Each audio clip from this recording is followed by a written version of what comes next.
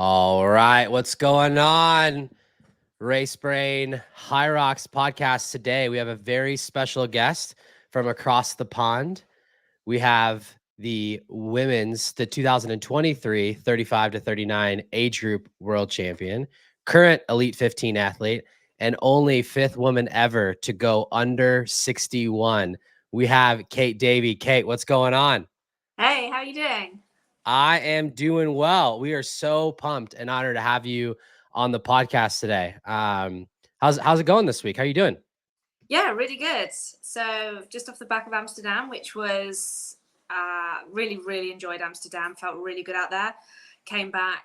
I believe we call it in the Davy household. I believe it's Hamsterdam. Is that We correct? do call it Amsterdam. Um, everyone knows about Amsterdam. Yeah, I my think I don't daughter. know that they do. I think maybe that's where we should start, Kate. I think you should tell people about Hamsterdam. So my daughter was really sad because she said, "Mummy, I want to come. I want to come with you this time because they come to some races, not all races, just depending on where they are." And I said, "Oh, I'm really sorry you can't because you've got school." And she said, "But I really want to come to Amsterdam. I want to see all the hamsters." So I said to her, "Oh no, it's Amsterdam." And she was like, "No, it's Amsterdam, and there's lots of hamsters." So when we were out there, somebody messaged me and said that some of the supermarkets out there sold these toy hamsters. So me and my husband went to the supermarket, but they only had one left, and I have two children. And then a really nice lady on Instagram messaged me, and she said, "I'm bringing you another toy hamster to the race, and I'll give it to you after the race. So then you have two hamsters." So I came home with two hamsters for my children from Amsterdam. That's amazing. So what was your daughter's follow-up to receiving a hamster from Hamsterdam?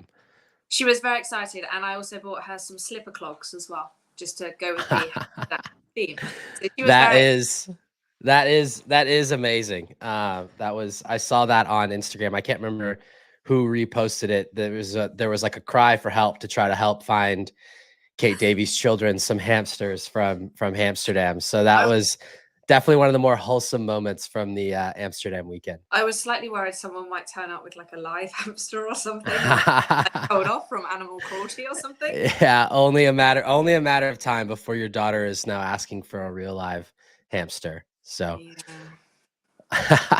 well, that's awesome. Well, we'll go ahead and get to Amsterdam in a little bit, but wanted to kind of first just talk about you and introduce you for people who may not be aware of who you are. So I believe your first Elite 15 race, if high result is to be trusted, was you came over to Chicago, my quote unquote, not really, but close enough hometown last November. Is that correct? That was your first time racing Elite 15? Yes, I think about this time last year, roughly. Yeah. Yeah, it was in November. So, kind of new on the scene in terms of the Elite 15, but you've been racing High Rocks for a while. You've got about, it looks like 24 races here. So I'm just curious, kind of talk to us a little bit about your background, Kate. Like, what were you doing right before High Rocks, and kind of how did you get into High Rocks? So years ago, I was quite into triathlon. Then I had two children. So I have an 8-year-old and a nearly 7-year-old. They're So quite you close. wouldn't recommend triathlon training with small children at home? I'm asking for my wife. Well, running buggy is very good because they're so close in age. I had one in each side and a dog on my arm, and I used to go out for hour, 2 hour runs whilst they were napping, and then I'd get my run in. It was good resistance training as well. So So if anyone's wondering, Kate Davey is the alpha mom in her neighborhood with pushing two small children and carrying a dog. She is that lady. and then I guess obviously I wasn't really doing triathlon then. I fell out of love with the bike, which is obviously quite a huge part of it, like the biggest part of it. So kind of just fell out of love with it. So I started doing a bit of CrossFit just for fun, really. And then one of my friends said, "I think you should do this." And she kept banging on about High Rocks. And then she said, "Come on, let's do it. Let's do it." So we just did a doubles together. And then I was going to enter another one. And she said, "Kate, you're way too quick for me running." She's like, "Go on your own." And I said, no, let's do it together. And then her and my other friend just basically bullied me into it. And I went to London Olympia and did an open. And I think I won the whole thing. You did. You did, in fact, the London Olympia. And for those of you that follow along, you know that London historically is, we talk about fast courses and slow Oh no, courses. Excel, I think it was, wasn't it? Yeah, Maybe. London is not historically a fast course. It is not known for fast times. It is actually quite the opposite. Kate won the overall in 2022 with a 64:25. So that's a very impressive solo debut. And then I thought, oh, maybe I should try and do a pro race. So then we switched over to the pro races, and that's kind of been it ever since, really. Just I got to the world champs and won my age group, even though I got a rather large penalty. So Oh, really? I had 3.5 minutes. Yeah. I For, went to the wrong for stage. what? Well, I had a slight disagreement in a sled lane, and they gave me 30 seconds. Never disagree with the sled lane man again. And then I ran into the farmer's carry, and I looked at my watch, and I thought, wow, I'm on fire. I thought I was like going to break some kind of world record. Actually, no, I just missed the row out. So I then did the farmer's carry, did the run, then I went back to the row. So I did all the stations and all the runs, but because I did 2 in a separate order, I then got, I think, a 3 or a 4 minute penalty on top of that or something. So I was just racking up the penalties in that race. And I guess it's something I've always taken for granted. Like, I'm always so focused on counting laps and making sure that my feet are in the right place for the sled pull, things like that, that I almost took it for granted which order I was doing things in. But I mean, touch wood, I don't do it again. But I think once you've made that mistake, you then become, right, where am I going next? And you really think about it. And it was just such a simple thing, and I just did it in the wrong order. So yeah, not my best moments, but had to run really, really fast then. Yeah, I mean, still pretty impressive, because I think you finished even with the penalties, you finished with a 68:23, if I'm reading this right. Yeah, 68:23 despite the penalties. So very, very impressive performance. And is that one of the time, or was that one of the times that got you into the elite race, or did you have another one after that? Oh, you had another one after that. You crushed, you crushed Madrid, 2023 with a 106, looks like. And then I got a roll down spot for, basically, I last year, a lot of my elites were roll down spots because I was just sitting outside the 15. So I was lucky to get those spots, but it's quite last minute. I mean, I was in Mauritius this time last year, got a call. When I got back from Mauritius, basically got on a plane and went to Chicago. So yeah, I had to hop over. Yeah. And then you did well in Chicago, came over. I mean, for having to hop on last second, you had a 68. You finished 11th, it looks like.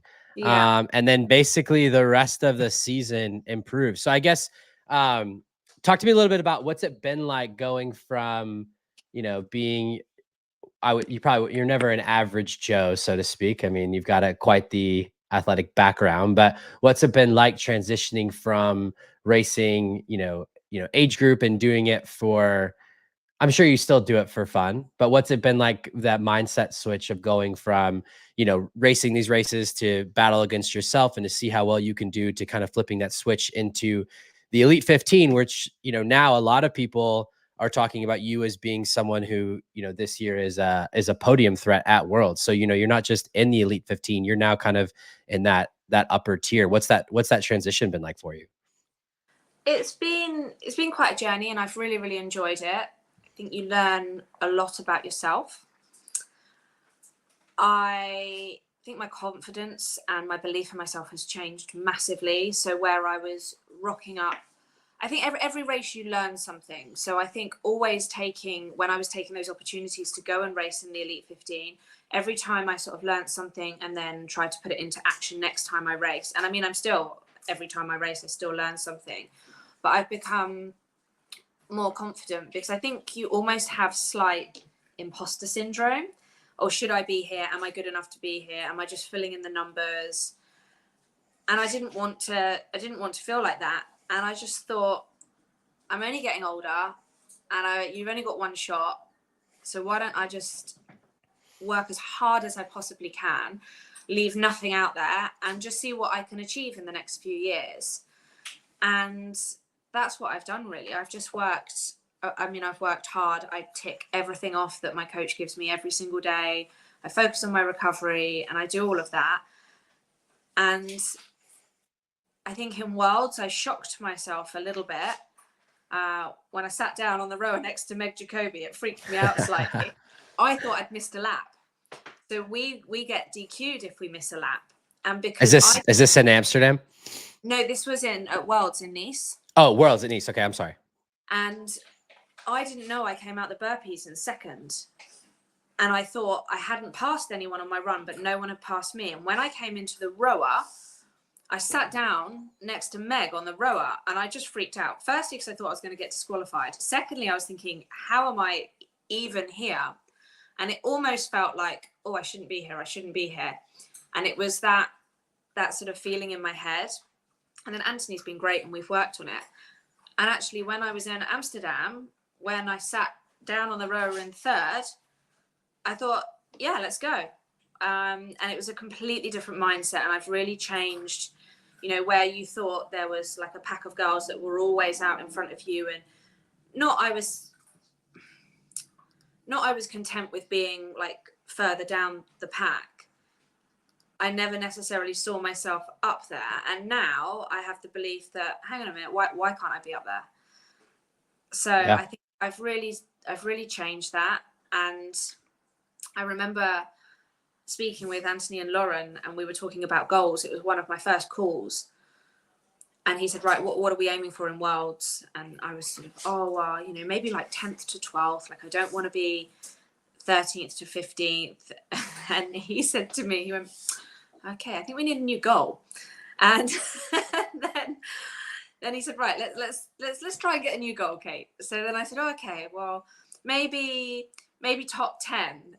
And then Anthony kind of went, okay, how about we go top half?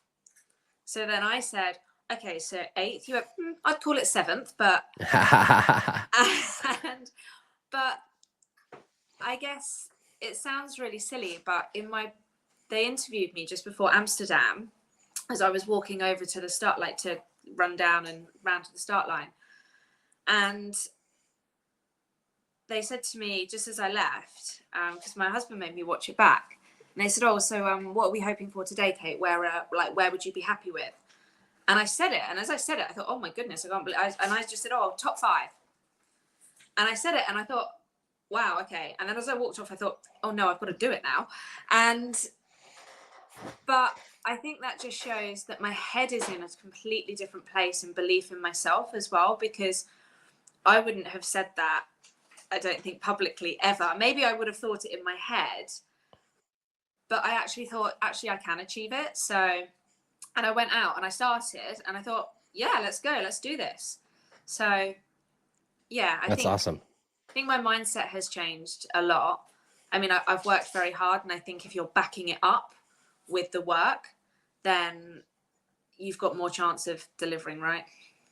Yeah, I think that's a really good point. I mean, I think belief is everything. I mean, that's what I take out of what you're saying is, at the end of the day, you just have a belief in yourself and the belief in your training and your fitness, and that, why not you? And I think that's cool. I think that's, we talk about this, like that's what High Rocks says, is it's the race for everybody. But kind of to your point, like, I think you made a comment about how, well, you're not getting any younger, but High Rocks has also proven that, like, I mean, yes, there are going to be young people who come in and do really well because they've trained for it, but you're never out of it. I mean, if you look on the men's side, some of the, the Elite 15 men are in their late 30s. Some of them are in their early 40s.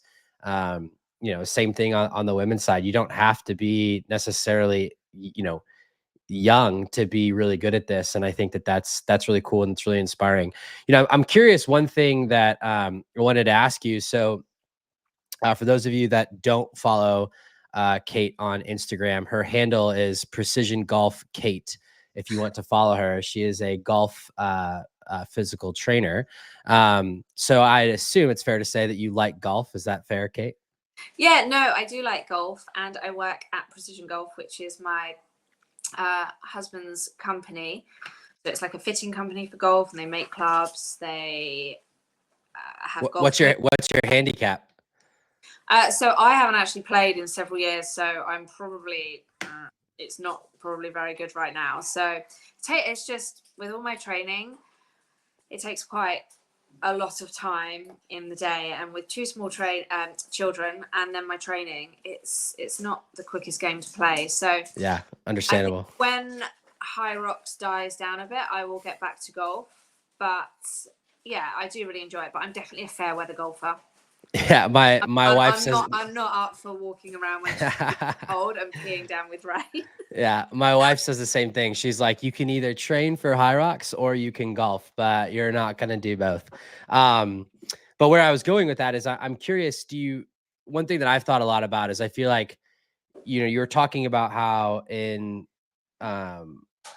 the race in Nice, you kind of found yourself just kind of being present in the moment. And I'm wondering, do you draw on any of that from golf? Because I feel like High Rocks in some ways is similar to golf in that in a race or in a round, like there's going to be highs and there's going to be lows. And sometimes the lows can string together, but you've got to be able to stay present. So I'm curious, like, is that something that you draw on? Is that from that background in golf of just kind of staying steady to, if things are going really well, that's fine, but they could come back down and just kind of being present. I'm wondering if there's an overlap there. I think for High Rocks, I almost just focus on right now I'm running, right now I'm sled pull. I think I don't try to think of it as a whole anymore. I think I Sure. just break it down, focus on what needs to be done right there. And then I think if you think of the whole thing and you're on the sled pull and you're already thinking about, oh, I've got to do 100 wall balls, I think it can get quite a lot and almost sort of stress you out a bit, whilst actually just focusing on one bit at a time, I think, for me. So I don't necessarily think there is a massive overlap for me. Sorry, 2 seconds. George, could you go and give Peanut some biscuits, please? The dog's going to get yappy because it's her it's dinner time and she knows the time. Yeah, my dogs are the same way. How do they know the time? Yeah, like a strong internal clock. Although I'm pretty sure I know when it's dinner time as well. No doubt. So, okay, could you just find something in the fridge for her? Thank you. And yeah, so I don't think massively there's an overlap. I can sort of switch my head. I can go into like my own sort of pain cave, my own sort of thought process. I've got a few things where I kind of think of which help me through a race. So I think that's where I mainly go to. Yeah, sure. So, yeah, that makes sense. I'm just curious to see if there's anything you drew from there. So talk to me a little bit about how, you came in, you did pros pretty consistently, kind of that 66 to 68 with regularity. And then you had I don't want to call it a big breakthrough because you had done you had done a 104 in the age group at Manchester at Worlds, or no, not Worlds. That was Manchester 2024. But then you had to race actually to get into the World Championships for Nice. You actually had to get in via the last chance qualifier through Cologne, which we've now talked for several weeks about how there's a difference between time trialing and racing. And you backed that up in a very competitive last chance qualifier field in Cologne with a 104.02. And then you turned around to start this season in Stuttgart with a 62. So what changed for you? Like what really helped you kind of break through to kind of break that line and get into those low 60s? I've been working really hard. I started under Lauren and Anthony, and now I'm just 1-to-1 with Anthony. When he had a gap that opened up for 1-to-1, I just started on like the pro track to start with. And I've just got a lot more data driven. So I know my exact numbers on everything now. So my training is really specific. I know that when I'm doing an hour of thresholds, I know exactly what number I need to be hitting. I know, when I'm doing certain things, where my heart rate needs to be. And I get all my thresholds and all my testing done every 12 weeks now, just so you can see the changes. The volume of my training has gone up massively, but not necessarily the intensity. So Anthony's pulled me back a lot. He's slowed me down in a lot of things where he's like, you're working too hard. So I've changed. I've done a lot more zone 2. My thresholds are on point. The volume's gone up. We've taken a few of my weaknesses back to square one that I wasn't happy about. So certainly some of my weightlifting, and we just went back to square one and said, right, let's build up again. So it's a lot of work, but I enjoy it. And there's a lot to be ticked off every day. But I have a very obsessive thing about ticking everything off every day. Yeah. But then when you that start line, if you've done everything you possibly can, you know that whatever the outcome is, you've tried your hardest. It's not like, oh, I didn't feel like doing that today. And I think it's quite a good mindset to, this is what I've got to do today, and I'm going to get it done. Because I think it's like my whole thing with racing, and people will be different and they won't agree with me on this, but say the race isn't going your way and you just pull out. For me, if I did that once, I would probably then be more inclined to do it again.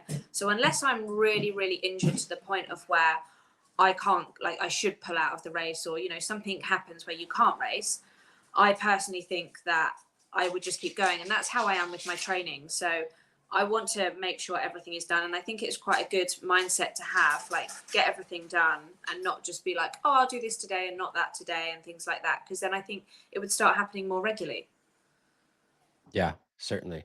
I'm curious for you, what did you think, or what did you feel like those weaknesses were that you wanted to improve and work on?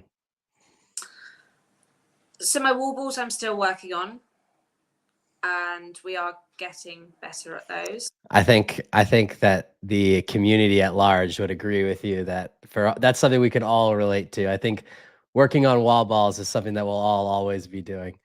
But the amount of times I go unbroken in training and it's fine, and then even Anthony said to me, he said, Kate, why did you drop the ball in Amsterdam? Was it your legs? Was it your arms? Like we discussed, what was the failing point? And actually, I said to him, I think I was just a bit distracted. I think it was my focus. I said it wasn't because I dropped the ball and then went, why did I drop it? Like even my head was going, what are you doing? I think I was just a bit like I lost my focus. I think it was my head. And just making, like, my running has always been a strong point, but just making it stronger, making the lunges stronger, which the last 2 races I've been really happy with my lunges. So each area, just picking out an area, slowly area. So yeah, lunges and wall balls were always slightly weaker. Sleds, I think, is just, you have to deal with what you're given with on the day. Sometimes they feel easier, sometimes they feel harder. The ski and the row, I can kind of hold my own, but I'm only a little athlete, so I'm never going to be the quickest. Farmer's carry, I've always sort of been fine with. Burpees, obviously everybody knows I love a burpee. And I think that's it, isn't it? Is there anything else? No. Lunges. Lunges were a weakness, but I'm okay with them now. Yeah, so I'm looking at your race in Nice versus what you just did in Amsterdam.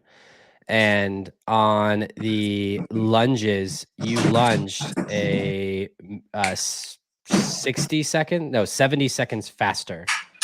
And then you also wall balled. What do you think your wall ball improvement was? Oh, no, it wasn't good in Amsterdam. I think it was better in...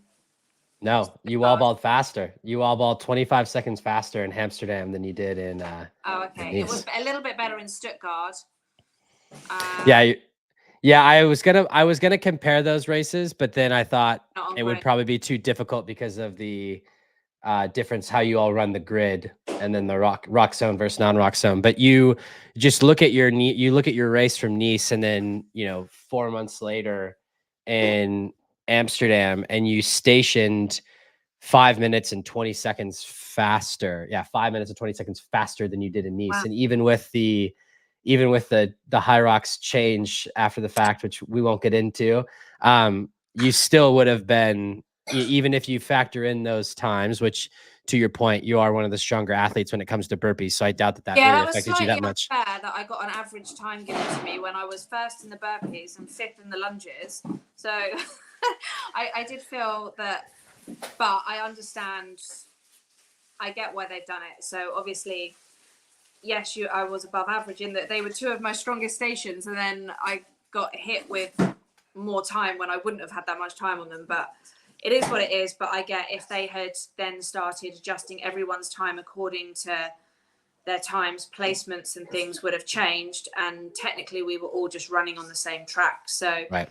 It's a difficult one. There was always going to be someone that benefited and someone that had to take a hit and things like that. It's never going to please everyone, so you just have to take it on the chin and go, fine, I'll just come back stronger, and that's how it is. Yeah, but even still, despite that, I won't. I've spoke at length about this, so I won't comment on it. But even despite that, even if you factor that in, you still stationed, let's call it 4.5 minutes faster than what you did in Nice. So obviously, going back and kind of looking at the data and leveraging that is definitely, you could see it as a market improvement over what you had done previously. So that's awesome. So I guess switching gears a little bit, you also are a elite world champion when it comes to the team relay. That was much fun. Was it? Yeah. I will say this, as a fan of the sport, and I was in Nice myself competing and watching. That was actually probably my favorite event of the weekend. Just the energy in the room and watching you all just leave it all out there was super cool. So had you, I mean, I imagine you probably had at races, but did you know Zara and Sandy before that race, or is that kind of what brought you all together? So I've raced with Zara, so we did the doubles as well the day before. So Zara and I did women's doubles, and we won at World Champs that. Sorry, I knew that, but I meant, like, had you all met? You had been paired up because of the relay. Had you known each other prior to that, or is kind of World Champs what Sandy, brought you all together? Sandy a while. Okay. Even though I knew of Jake, I actually only met him at Worlds. Got it. But we had like some banter and chat and stuff before. We had a little group and things, so that was nice. And yeah, Sandy just picked the team. I think it was like a month, 2 months before, whenever they were doing it. And yeah, we were probably the most disorganized team. We got there, and I said to Sandy, have we got, because we were meant to have our own uniforms, and he's like, oh, was I meant to do that? So we just had to clobber together some like of our elite kit with like our flag on, and say, yeah, this is our kit. and yeah, we sort of just. It sounds like we might need a new captain for Team Great Britain. Our captain, can you just do the admin, Kate? It was just a fun team. We all got on really well, and then I think it was just quite apparent who was going to do what. They sort of said, Kate, you burpee, you can do farmers, and it was either me or Zara going to do the wobbles. And that's a tough draw in a relay. I kind of forgot that you did burpees and farmers carries, because you all are out there running your fastest possible 1K into burpees, which is taxing. And then based on how fast Sandy rode, you had what, like 6 minutes to recover before you had to then run again and then run through the farmers carries. I mean, and that's your third race of the weekend. That's no small task. That's heavy anaerobic work in a very short amount of time. I was trying to warm up before the race, and we were up on the balcony, and honestly, I was limping along, and Zara looked at me. She's like, are you okay? I was like, yep, I'll be okay in a minute. Just got to get loose. You're just going to have to go. And then when I finished the burpees, they had like that little recovery zone where we were all crashing into it. And I was there, and I was on the floor, And then someone just shouted, "Kate, you need to come back again." And I thought, oh no. And then it hit me that I wasn't getting much time. And then I went back over into the pen. And then it felt like about a minute, Sandy was running at me to tag me again. Oh, okay, I've just got to go. And I had Viola on my back, and she was just coming at me with the in the farmer's carriage. She is fast with those kettlebells, and I was just clinging and running as fast, holding on for dear life. That's funny. But the energy was so much fun. There was a lot of banter between the teams, and everyone was. It was just a really fun race to be a part of. So yeah, and just at the end I was glad I was not Zara with Meg Jacoby breathing down my neck with water. Yeah, that was quite the finish. That was just immense that she held on and didn't lose her focus and then just brought it home. That was just phenomenal. And Jake, his lunges, he was running almost. He was so fast. Yeah, and he was he was strong too, and he skied, right? Yeah, and he's a very quick runner. Yeah, and he definitely he put you all in there. That was fun to watch. So I imagine, reigning world champions, you four have to run it back, right?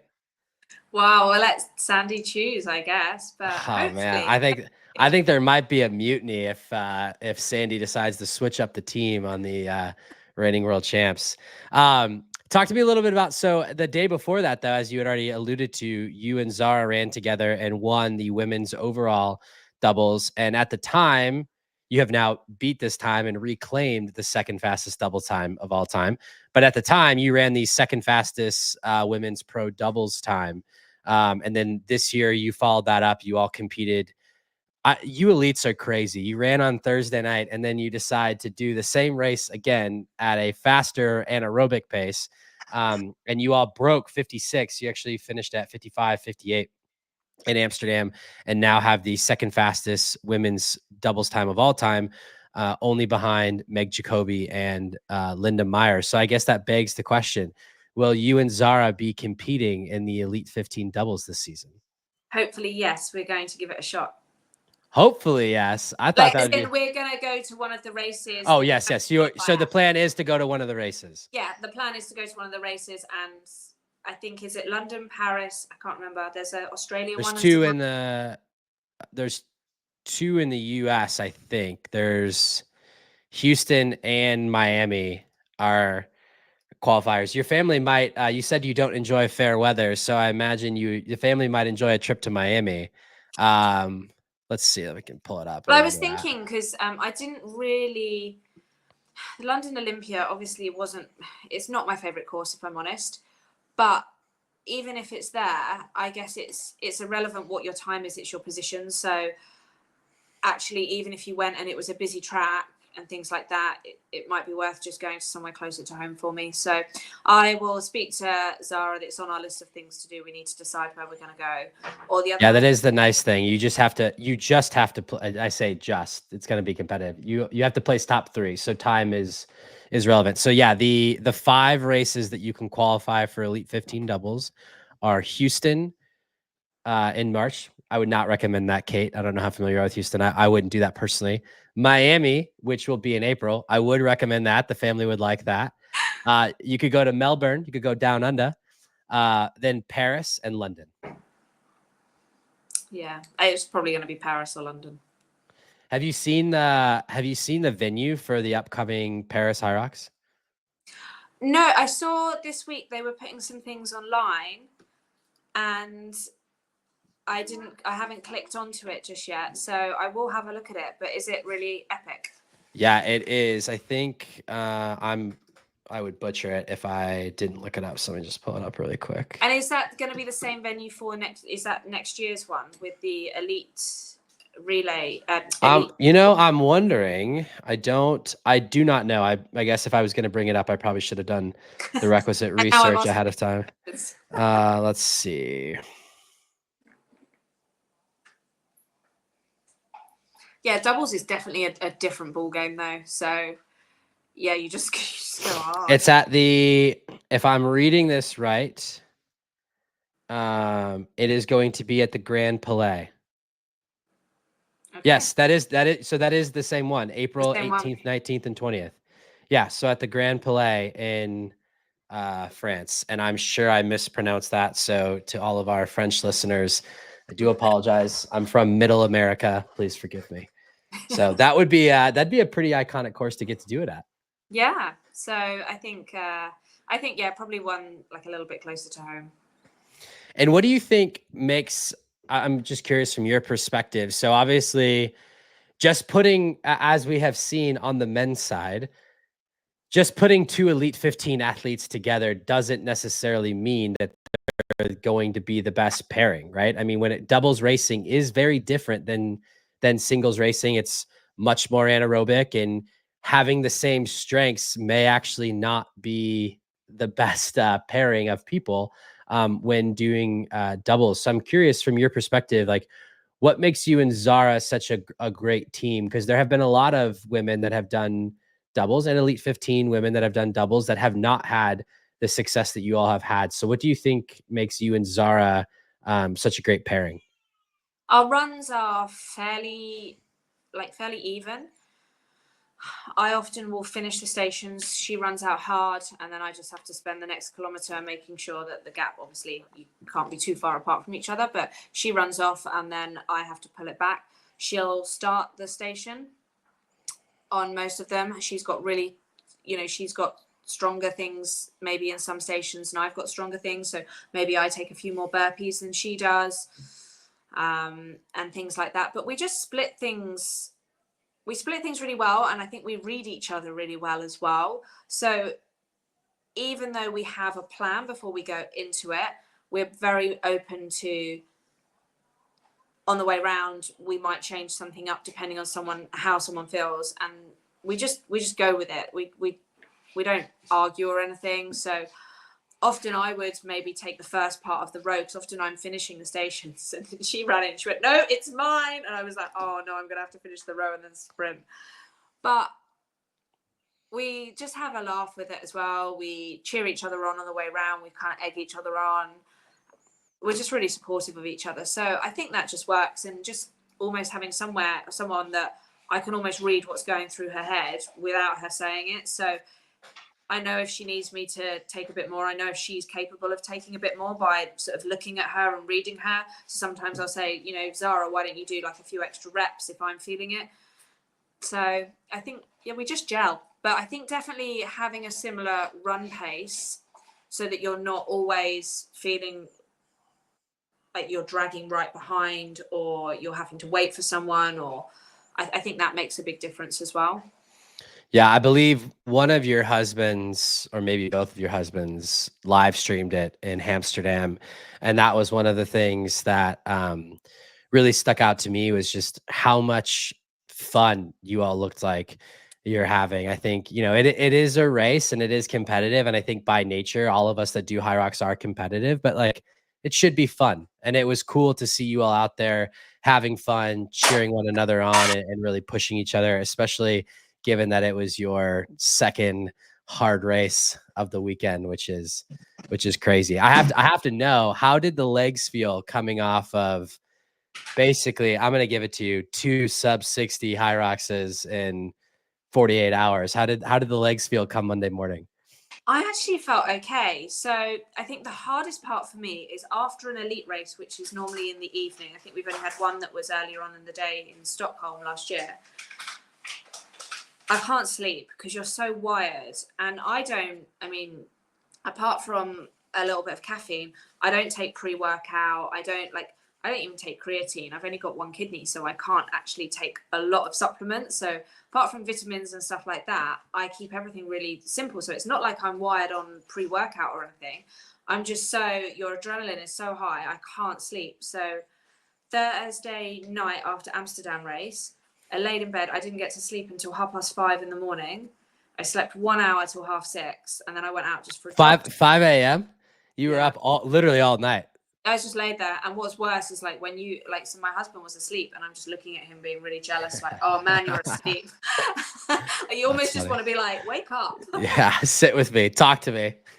And then I had an hour's sleep, and then went out for a run to loosen my legs off, and I felt pretty okay. And then we flew back Friday night, and I went out for like a nice long jog on Saturday. I think I did like 12, 15K. Felt fine, and then I was back into training more or less straight away, because I guess with the volume and stuff I'm doing at the moment, yes, a race is different because you have all the adrenaline and you have all the nerves, which obviously drain your body. But the travel wasn't very far from me, so it didn't really tax my body. It was a hard workout for a few days, but it wasn't anything more than, Sure. I guess, I'm used to. So it was quite good. I think what makes it harder for a lot, and what will be hard when we go to Hong Kong, is the 13, 15-hour flight, then the jet lag and things like that you have to deal with. So you are going to race Hong Kong. If I'm still in, yes.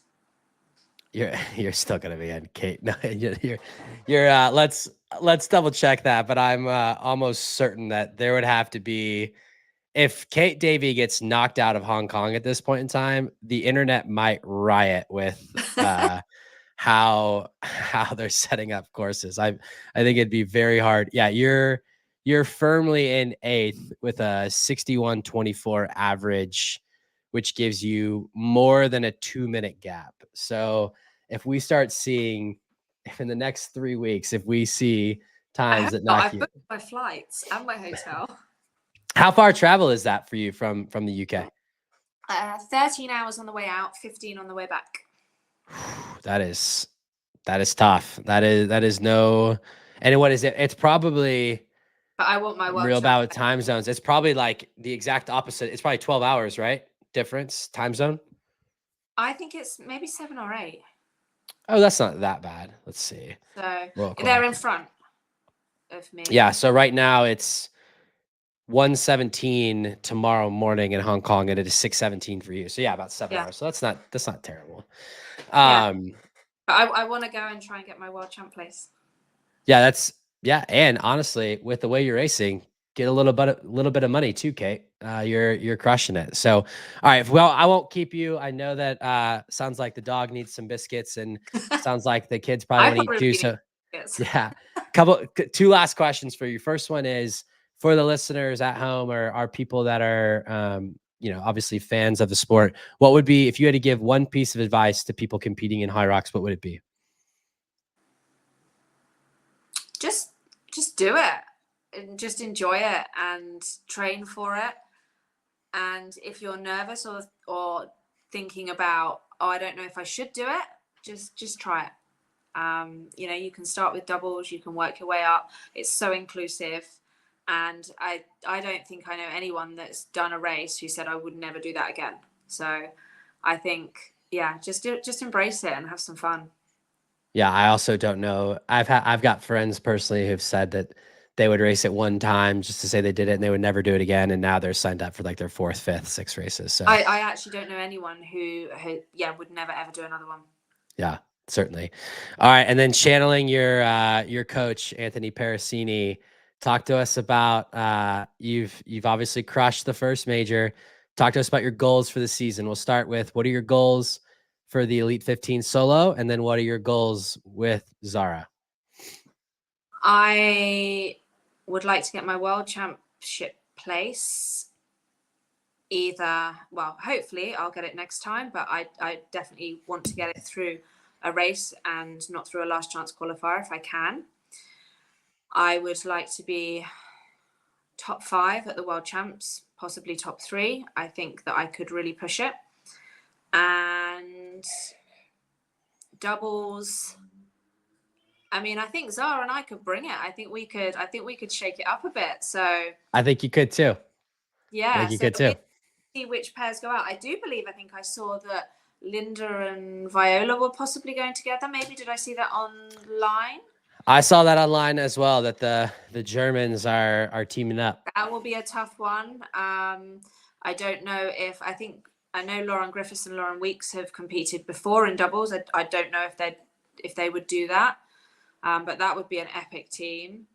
Meg, whoever she goes with, or if like Joanna goes with someone, I think there could be I think that could be an awesome race, because it's probably going to be quite a bit of banter from the person who's on a station that's there'll be a bit of a laugh going on as well as everybody pushing each other. So I think that could be a really fun race to be part of. So let's hope we get our spot there.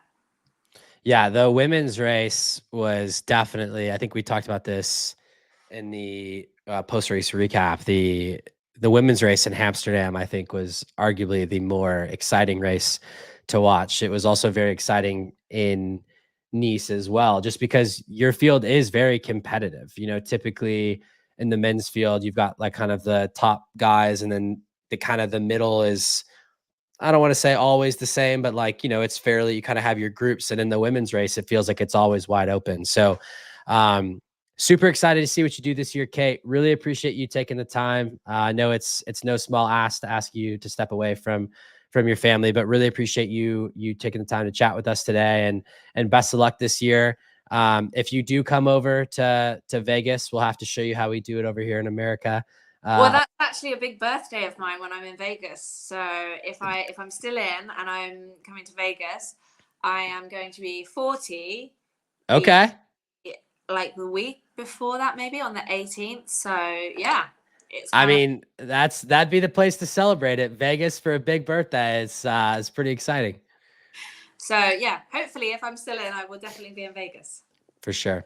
Awesome, Kate. Well, I really appreciate the time. Thank you so much for joining us, and good luck the rest of the season. Cool. Thank you.